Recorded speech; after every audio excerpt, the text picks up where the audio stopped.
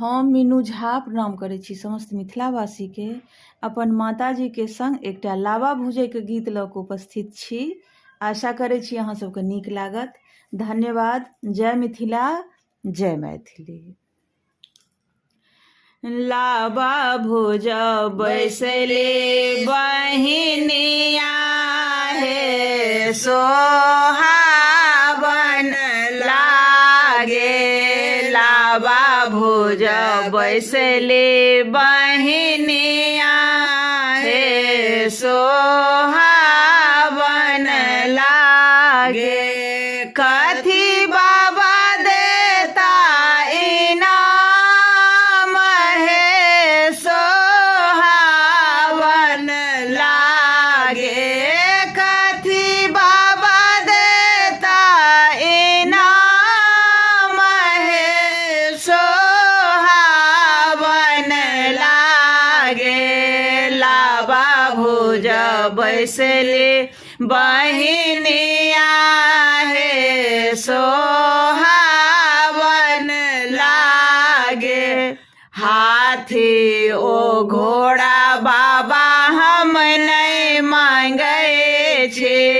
हाथी ओ घोड़ा बाबा हम नहीं मांगे छे। हमरा त चाहे धेनु गाय हे सोहावन लागे। हमरा त चाहे धेनु गाय हे सोहावन लागे। लावा भोज बैसले बहिनिया हे सोहावन लागे। माटी के चूल्हा बाबा हम नहीं मांगे छे। माटी के चूल्हा बाबा हम नहीं मांगे छे।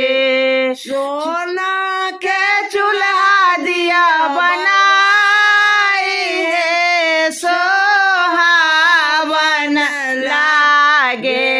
लावा भोज बैसले बहिनिया हे सोहावन लागे।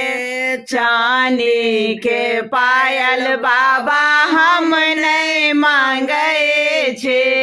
चांदी के पायल बाबा हम नहीं मांगे छे। सोना के कंगना दिया दान हे सोहावन लागे। सोना के कंगना दिया दान हे सोहावन लागे।